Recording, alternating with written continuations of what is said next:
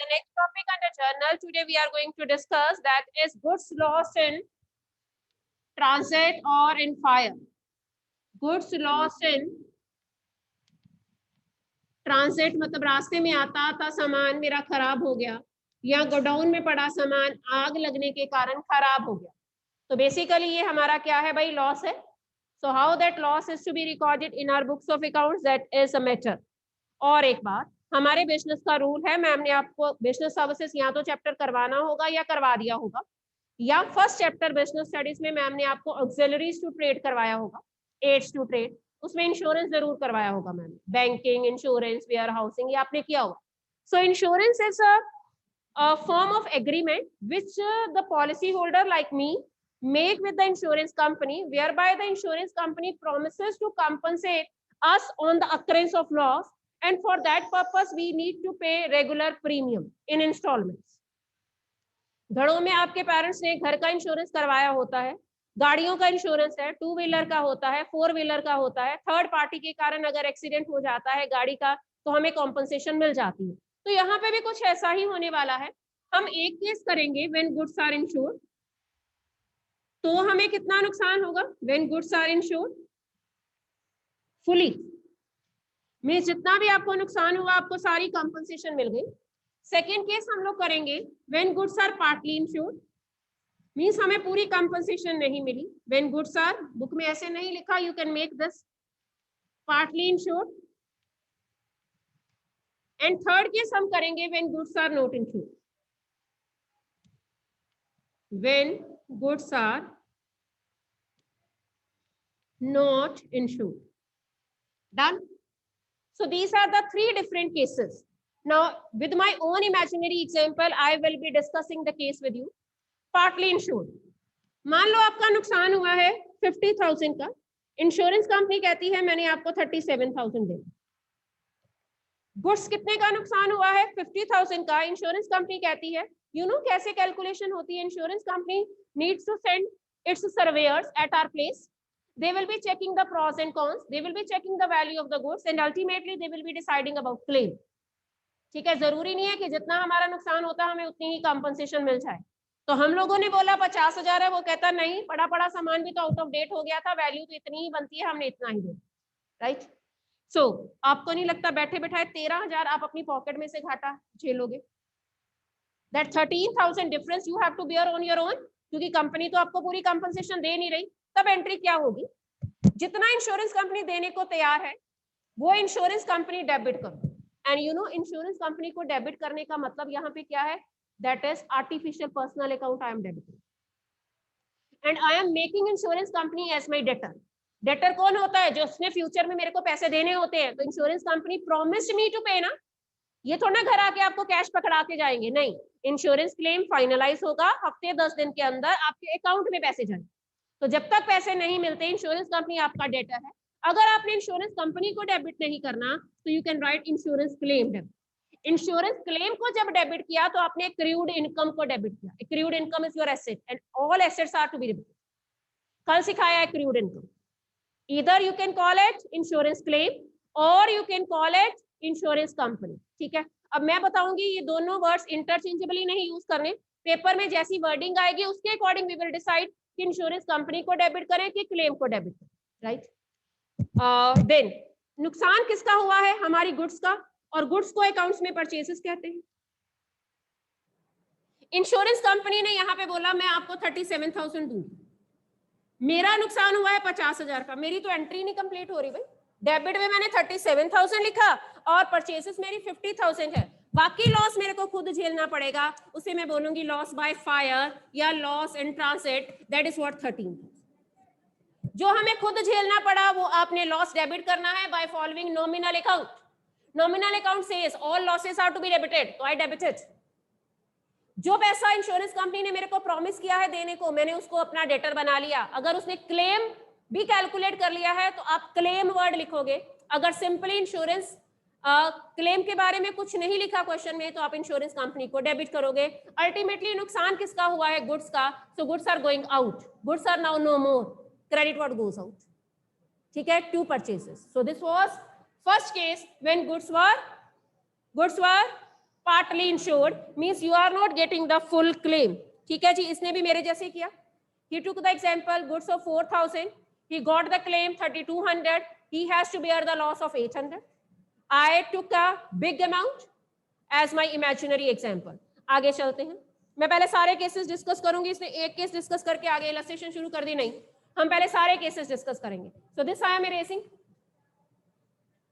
अगला क्या है?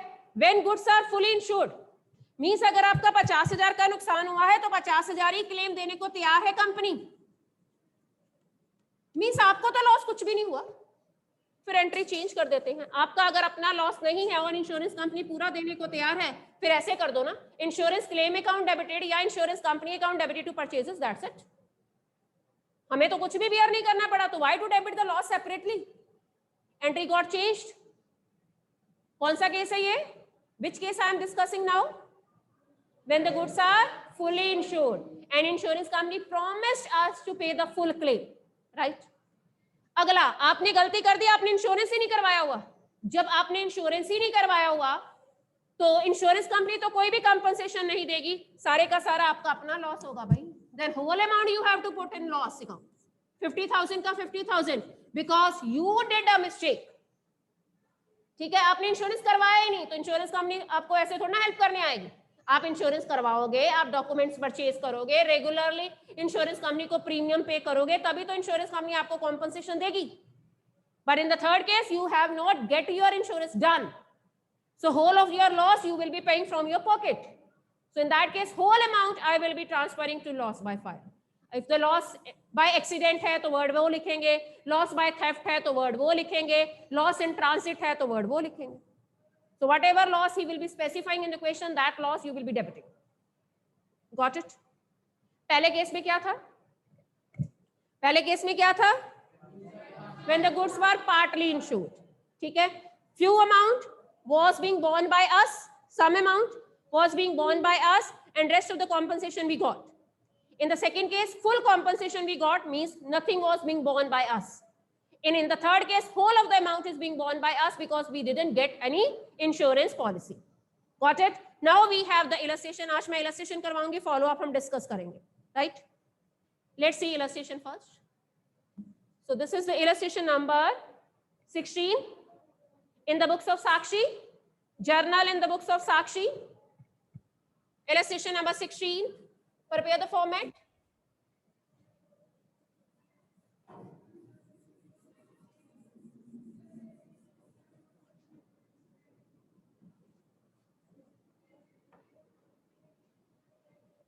Journal in the books of Sakshi.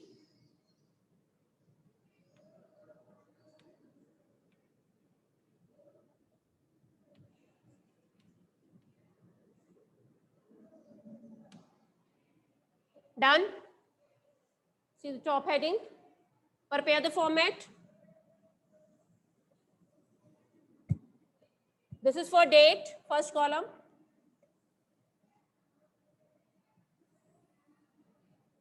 Then we have particulars, ledger folio, debit amount and credit amount, right? So let's begin with. चलिए जी, let's begin first. Goods destroyed by accident. कहीं पे insurance company की कोई कहानी ही नहीं डाली, सारा नुकसान मेरा है.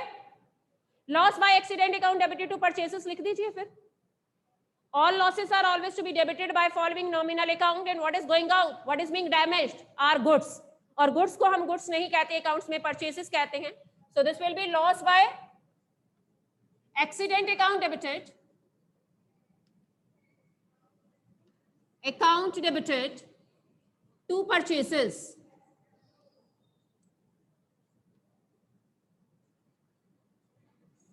कितने का नुकसान हुआ है भाई हमारा एक्सीडेंट के कारण? 25,000. Being goods destroyed by accident, and the date column you have to fill on your own. This time this is November 1st. This is 25,000 debit, 25,000 credit. Any doubt to anyone? It means कि first case कौन सा हुआ? When the goods are not insured. Whole loss you are bearing on your own. Come to next. Goods destroyed by flood. तो loss by flood लिख देंगे. Insurance company ने claim admit किया है, इंश्योरेंस कंपनी ने क्लेम एडमिट किया है। जब क्लेम एडमिटेड होता है तो हम लोग वर्ड क्या लिखते हैं, इंश्योरेंस क्लेम। ठीक है, जब क्लेम की बात वो खुद करता है तो हम इंश्योरेंस क्लेम को डेबिट करेंगे। इंश्योरेंस कंपनी को कब डेबिट करेंगे, जब क्लेम एडमिट नहीं वर्ड लिखा होता। ठीक है, तो देखते हैं आगे जाके इंश्योरेंस कंपनी को भी कभी वो डेबिट करेगा। हमारा नुकसान हुआ 45,000 का, इंश्योरेंस कंपनी कहती है मैं आपको 36,000 दूंगी, इट मींस कि 9,000 मेरा अपना नुकसान है। डिफरेंस फटाफट कैलकुलेट कर लेना। 45,000 में से 36,000 माइनस करिए, वो आपका अपना लॉस हुआ। सो जितना क्लेम देने को इंश्योरेंस कंपनी तैयार है वो क्लेम में डालिए। Insurance claim account debited, why and how I debited this, why I debited। Insurance claim word क्या सिग्निफाई कर रहा है, it is our accrued income. आ नहीं रहा, it promise to pay to us. Income accrue हुई है, मतलब income has not yet been received, it is income to be receivable या to be received in future. ठीक है, so that's why this is our accrued income. Insurance claim account debited, आगे बोलो। Loss by flood account debited, आगे बोलो। To goods लिख दो चाहे, वैसे मोस्ट सोफिस्टिकेटेड वर्ड परचेजेस ही है। टू परचेजेस, कितने का नुकसान हुआ, 45 का। इंश्योरेंस कंपनी कहती है मैं 36,000 दे दूंगी, बाकी हमें 9,000 अपनी पॉकेट में से बेयर करना पड़ेगा, so that we are debiting separately. Narration check करो। Being goods destroyed and partial claim admitted, insurance company promise to pay, has not yet paid. ठीक है, so that's why we call it admitted. आगे चलते हैं। Goods destroyed by accident, अब यहां पे ध्यान से मेरी बात सुनना।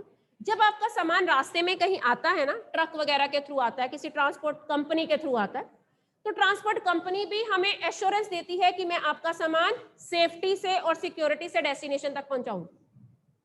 तो वो आपसे एक्स्ट्रा फ्रेट ले लेंगे, किराया थोड़ा ज्यादा ले लेंगे, लेकिन आपको इंश्योर्ड करते हैं। तो यहाँ पे इंश्योरेंस कंपनी मेरे को क्लेम नहीं दे रही, ट्रांसपोर्ट कंपनी क्लेम दे रही। दोनों में डिफरेंस है। ट्रांसपोर्ट कंपनी मींस सुना होगा ना, उनकी ट्रांसपोर्ट है। ट्रांसपोर्ट का मतलब यहाँ पे ट्रांसपोर्ट है ना, कितने एरियाज में, यहीं पे है। और कहाँ पे है ट्रांसपोर्ट, हाँ पटेल चौक से पहले पेट्रोल पंप के पास है ना ट्रांसपोर्ट। तो वहां से सामान एक जगह से दूसरी जगह में जाता है। They do run the big big trucks. ठीक है, सामान आता है और सामान उन ट्रक्स के थ्रू जाता है। This is what transport company. So transport company ने आपकी सिक्योरिटी और सेफ्टी की जिम्मेवारी दी थी, लेकिन रास्ते में एक्सीडेंट हो गया, सामान डैमेज हो गया, तो ट्रांसपोर्ट कंपनी ने आपको फुल क्लेम एडमिट किया। जब आपको ट्रांसपोर्ट कंपनी ने फुल क्लेम एडमिट किया तो आप इंश्योरेंस कंपनी वर्ड तो नहीं लिखोगे, आप ट्रांसपोर्ट कंपनी को अपना डेटर बनाओगे। ठीक है, तो आपको खुद तो लॉस कुछ भी नहीं बेयर करना पड़ा, वो कंपनी आपकी क्या बन गई, डेटर। फिर से artificial personal account to what, purchases. कोई भी लॉस आपको खुद नहीं बियर करना पड़ा। Had it been by insurance company, तो आप इंश्योरेंस कंपनी को डेबिट करते या क्लेम वर्ड को डेबिट करते। तो here bye claim I am not writing, I am just debiting my artificial personal account. Claim क्योंकि इंश्योरेंस कंपनी का होता है, ट्रांसपोर्ट कंपनी क्लेम थोड़ी ना देती, वो तो बोलेगी जितने का नुकसान हुआ है हम आपको पैसे दे देंगे। So for that time period, जब तक पैसा नहीं मिल जाता तब तक वो कंपनी मेरी डेटर रहेगी। So it is for 24,000। Personal account, artificial personal account मैंने डेबिट किया। Being goods destroyed and full claim admitted by transport company. आगे चलते हैं। रास्ते में आते आते 40,000 का नुकसान हुआ और इंश्योरेंस कंपनी ने आपको फुल क्लेम दे दिया। इंश्योरेंस कंपनी ने आपको फुल क्लेम दे दिया। मैं ना समझाने के लिए 2 एंट्रीज करवाऊंगी, फिर मैं बताऊंगी बुक ने 1 क्यों करी। ठीक है, फुल क्लेम मिला, इंश्योरेंस कंपनी ने आपको फुल क्लेम दिया। एंट्री बनेगी इंश्योरेंस कंपनी अकाउंट डेबिटेड, ध्यान से देखना, टू परचेसेस, क्योंकि आपने अपनी पॉकेट में से तो कोई भी लॉस नहीं बियर किया, क्योंकि क्लेम मिल गया है तो मैंने इंश्योरेंस कंपनी को डेबिट किया, एडमिट नहीं है। एडमिट वर्ड हो तो क्लेम को डेबिट करना है। This is 40,000। फिर वो कहता है इंश्योरेंस कंपनी ने हमें पैसा दे दिया। कंपनी कभी भी हमें पैसा कैश में नहीं देती, हमारे अकाउंट नंबर पूछ लेती है और हमारे अकाउंट में पैसा जाता है, बैंक अकाउंट में। तो जब बैंक अकाउंट में जाएगा तो बैंक अकाउंट डेबिटेड। ये भी आर्टिफिशियल पर्सनल अकाउंट है। Who is the giver, insurance company. Debit the receiver, credit the giver, दोनों ही आर्टिफिशियल पर्सनल अकाउंट है। कितना कॉम्पनसेशन दिया इंश्योरेंस कंपनी ने? फुल। So this is 40,000। अब आपकी बुक ने क्यों चालाकी खेली? आपकी बुक ने कहा पहली एंट्री में इंश्योरेंस कंपनी डेबिट हुआ है, दूसरी एंट्री में इंश्योरेंस कंपनी क्रेडिट हुआ है, वो तो कैंसिल ही हो गया, तो better to pass a single merge entry bank to purchases. लेकिन अगर मैं बैंक टू परचेसेस आपको सिखाती तो आपको समझ नहीं आना था। सबसे पहले मैंने क्या बोला? Full claim insurance company is going to give us. ठीक है, इंश्योरेंस कंपनी ने हमें फुल क्लेम दिया, दे दिया तो उसे अपना डेटर बना लो, अगली एंट्री में रिसीव कर लेना ना। तो बेटर है आप 2 एंट्री से लिखो, एक एंट्री आपको समझ नहीं आनी। Getting it? इंश्योरेंस कंपनी को पहले अपना डेटर बनाओ, क्योंकि सामान का नुकसान हो रहा है तो गुड्स को क्रेडिट व्हाट गोस आउट बनाओ। फिर इंश्योरेंस कंपनी ने आपको क्लेम दे दिया और कभी भी वो कैश में नहीं देती, हमारे बैंक अकाउंट में पैसा जाता है, इसलिए bank account debited to insurance company, debit the receiver, credit the giver. Right? Any doubt to anyone? You can ask. नहीं गलत नहीं होगा। कंबाइंड का ना आपको ऐसे समझ नहीं आना। अगर मैं बोल दूं बैंक टू परचेजेस, मेरे को समझाना भी तो है ना, मैं तो लॉजिक के साथ समझाऊंगी बैंक क्यों डेबिट हुआ। आमतौर पे परचेजेस की एंट्री आती है purchases account debited to cash या टू बैंक, है ना, जब हम सामान खरीदते हैं। तो उलट क्यों कर दी entry? Bank account debited to purchases कैसे हो गया? So in order to tell that I just wrote 2 entries. आप दोनों लिख लो, अगर आपके माइंड में ट्रेंड ये सेट हो जाता है तो आप मर्ज करके भी लिख सकते हो। Got it? आगे चलो। Yes, cash embezzled by cashier. Cash box में पैसे पड़े हैं, मेरा कैशियर और अकाउंटेंट है, उसने घपलेबाजी करी, मींस एम्बेसलमेंट का मतलब है उसने चुरा लिया पैसा। लॉस बाय एम्बेसलमेंट वर्ड लिखेंगे। क्या अब की बार सामान का नुकसान हुआ है कि पैसे का? तो loss by embezzlement account debited to cash, इसका इंश्योरेंस होता ही नहीं। कैश की चोरी का इंश्योरेंस थोड़ी ना होता, वो तो आपको अपना केयरफुल होना है, आपको अपने सीसीटीवी कैमरास लगाने हैं ताकि कैशियर हर टाइम सर्वेलेंस में रहे और उसके ऊपर एक चेक या डर रहे। इन चीजों की इंश्योरेंस नहीं होती। तो सिंपली एंट्री करेंगे loss by embezzlement account debited to cash, cash गया, क्रेडिट व्हाट गोस आउट, और लॉस का नाम क्या है भाई? What we call this loss? That is loss by embezzlement. Write on the next entry, loss by embezzlement account debited to cash. What happened? आप बच गए ना? बॉटल गिरी है, बैग तो नहीं गिरा। ओके, डेट चेंज कर लेना। Loss by embezzlement account debited to cash account. कितना कैश की घपलेबाजी उसने करी, कितना कैश चुराया? That is of 18,000। Being cash loss in embezzlement, being cash stolen भी लिख सकते हो, कैश की चोरी हुई। ठीक है जी, आगे चलते हैं। बारिश में पड़ा सामान भीग गया जिसके कारण नुकसान हुआ, इंश्योरेंस कंपनी ने फिर से हमें क्लेम दे दिया। अब बताओ क्या करें पहले? गुड्स डिस्ट्रॉयड या loss by rain account debited? Partial है। हमें कितना क्लेम मिला? 25,800 में से हमें 18,800 मिला, 7,000 हमारा अपना नुकसान है। So loss by rain is 7,000। Insurance company account debited, bank नहीं लिखेंगे, फिर से बाद में रिसीव करेंगे। ठीक है, मैं फिर से 2 एंट्रीज करवाऊंगी। Loss by rain account debited जो आपने खुद बेयर किया, loss by rain account debited 7,000। Insurance company ने आपको दिया 18,800, 2 परचेसेस 25,800। अब रिसीव कर लो इंश्योरेंस कंपनी से। Bank account debited to insurance company, bank account debited to insurance company. फिर से मर्ज कर सकते थे, यहाँ पे इंश्योरेंस कंपनी ना लिख के आप बैंक लिख देते तो खत्म हो जाती कहानी सारी। Bank account debited to insurance company,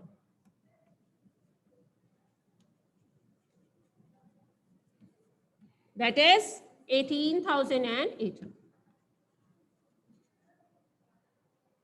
पहले की नरेशन अगर 2 एंट्रीज लिखते हैं, being goods destroyed and partial claim paid by the company या admitted by the company, यहां पे लिख दो insurance claim received from the company। यहाँ पे आपको क्लेम मिल गया, आपके अकाउंट में पैसे चले गए, राइट। आगे चलो।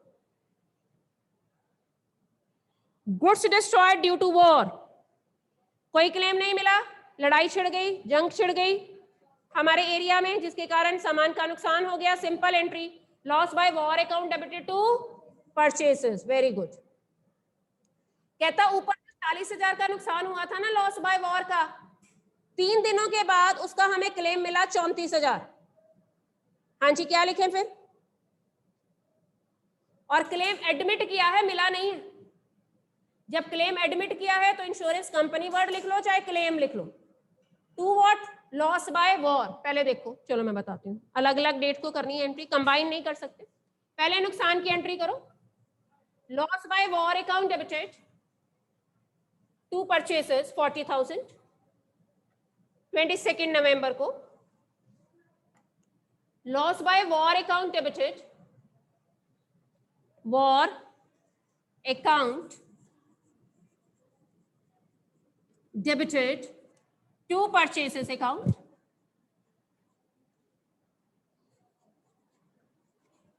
that is 40,000। फिर क्लेम उसने एडमिट किया, चाहे इंश्योरेंस कंपनी वर्ड लिख दो चाहे क्लेम वर्ड लिख दो अगली एंट्री में, इंश्योरेंस कंपनी और claim to what? Loss by war 34,000।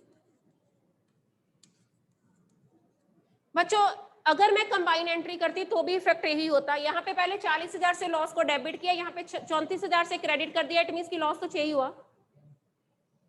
40 पहले डेबिट कर दो और बाद में उसी अमाउंट में से आप 34,000 क्रेडिट कर दो तो डिफरेंस 6 ही रहा। इट मींस की आपके ऊपर बर्डन तो सिर्फ 6,000 का है। फिर कहता है इंश्योरेंस कंपनी ने ये क्लेम पे कर दिया तो रिसीव कर लो ना। कितना क्लेम पे किया होगा? यही तो, जितना एडमिट किया उतना ही पे किया। 3 अलग अलग एंट्रीज भी उसने हमें सिखा दी, ठीक है। पहले लॉस को ड्यू करो, फिर लॉस को इंश्योरेंस कंपनी को ट्रांसफर करो पार्शियल, फिर क्लेम को रिसीव करो। क्लेम सीधा कहां जाना है? मेरे बैंक अकाउंट में, कभी भी कैश में नहीं मिलता। बैंक अकाउंट डेबिटेड, अगर यहाँ पे क्लेम डेबिट किया है तो यहाँ पे क्लेम ही क्रेडिट करना है। अगर पहले वाली एंट्री में कंपनी डेबिट किया है तो कंपनी ही क्रेडिट करना है। टू इंश्योरेंस क्लेम और company. 34। Any doubt, any confusion about terminology? Why I debit or credit a particular account, you may ask. Any doubt to anyone? जब आप 16 फॉलो अप देखते हो और उसके नीचे एक हिंट लिखा है 28 फरवरी के नीचे, claims are paid by insurance company either by checks or drafts. That's why I debit bank. आपके नाम का ड्राफ्ट आ जाता है, ड्राफ्ट भी सेम चेक की तरह होता है, वो आप अपने बैंक अकाउंट में जमा करवाते हो, बैंक के काउंटर पे जाके कुछ दिनों तक वो पैसे आपके अकाउंट में ट्रांसफर हो जाते, ठीक है। So that is being encashed by you and the money gets transferred in your account. Now you have to do 16 follow up. करना शुरू करो, 16 follow up करनी शुरू करो। I will discuss with you. पहली 5 एंट्रीज तो करो। Yes, students sitting at home, they will also solve this 16 follow up. Everyone will solve, then I will discuss.